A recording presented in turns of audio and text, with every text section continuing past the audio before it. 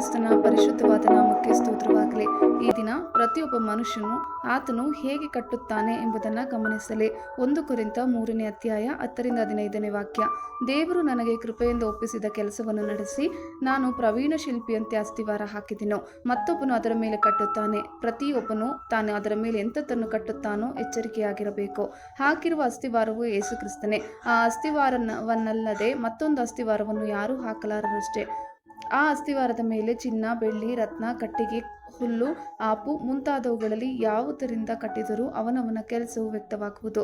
ಕ್ರಿಸ್ತನು ಬರುವ ದಿನವು ಬೆಂಕಿಯೊಡನೆ ಉದಯವಾಗಿ ಆ ಕೆಲಸವನ್ನು ಸ್ಪಷ್ಟವಾಗಿ ತೋರಿಸುವುದು. ಅವನವನ ಕೆಲಸವೆಂಥದ್ದೋ ಆ ಬೆಂಕಿ ಶೋಧಿಸುವುದು. ಒಬ್ಬನು ಆ ಅಸ್ತಿವಾರದ ಮೇಲೆ ಕಟ್ಟಿದ್ದು ಉಳಿದರೆ ಅವನಿಗೆ ಸಂಬಳ ಬರುವುದು. ಒಬ್ಬನು ಕಟ್ಟಿದ್ದು ಸುಟ್ಟು ಹೋದರೆ ಅವನಿಗೆ ಸಂಬಳವು ನಷ್ಟವಾಗುವುದು. ತಾನಾದರೂ ರಕ್ಷಣೆ ಹೊಂದುವನು, ಆದರೆ ಬೆಂಕಿಯೊಳಗಿಂದ ತಪ್ಪಿಸಿಕೊಂಡವನ ಹಾಗಿರುವನು.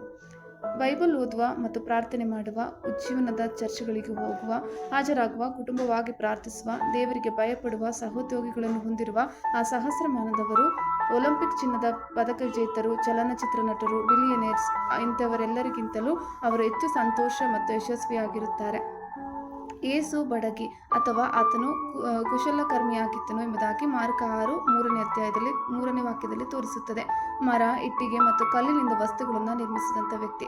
ಆತನು ತನ್ನ ತಂದೆಯಾದ ಯೋಸೇಫನೊಂದಿಗೆ ಯಾವ ರೀತಿಯ ಒಂದು ಭೌತಿಕ ರಚನೆಗಳಲ್ಲಿ ಕೆಲಸ ಮಾಡಿದರು ಎಂಬುದು ನಮಗೆ ತಿಳಿದಿಲ್ಲ. ಆದರೆ ದೇವರ ಮನೆಯನ್ನು ನಿರ್ಮಿಸಿದವರಾಗಿ ಆತನ ಆತ್ಮಿಕ ಪರಂಪರೆಯ ಬಗ್ಗೆ ನಾವು ಮಾತಾಡಬಹುದು. ಪ್ರವೀಣ ಶಿಲ್ಪಿಯಾದ ಆತನು ಸಭೆಯನ್ನು ಕಟ್ಟಿದನು. ಕ್ರೈಸ್ತರ ಒಳ್ಳೆಯ ಕಾರ್ಯಗಳು ಮಾತ್ರ ಶಾಶ್ವತ ಮೌಲ್ಯವನ್ನು ಹೊಂದಿವೆ ಮತ್ತು ಅಂಥವರೆಲ್ಲರೂ ಪ್ರತಿಫಲವನ್ನು ಹೊಂದುವರು. ಆದರೆ ದೇವರಿಗೆ ಗೌರವ ನೀಡದಂಥವುಗಳು ದಹಿಸಿ ಹೋಗುತ್ತದೆ. ಒಬ್ಬನು ಕಟ್ಟಿದ್ದು ಸುಟ್ಟು ಹೋದರೆ ಅವನಿಗೆ ಸಂಬಳವು ನಷ್ಟವಾಗುವುದು. ತಾನಾದರೂ ರಕ್ಷಣೆ ಹೊಂದುವನು, ಆದರೆ ಬೆಂಕಿಯೊಳಗಿಂದ ತಪ್ಪಿಸಿಕೊಂಡವನ ಹಾಗಿರುವನು. ಅಂದರೆ ದೇವರಿಗೆ ಕಾಣಿಕೆಯಾಗಿ ಸಮರ್ಪಿಸಲು ಅವನಲ್ಲಿ ಏನೂ ಇರುವುದಿಲ್ಲ.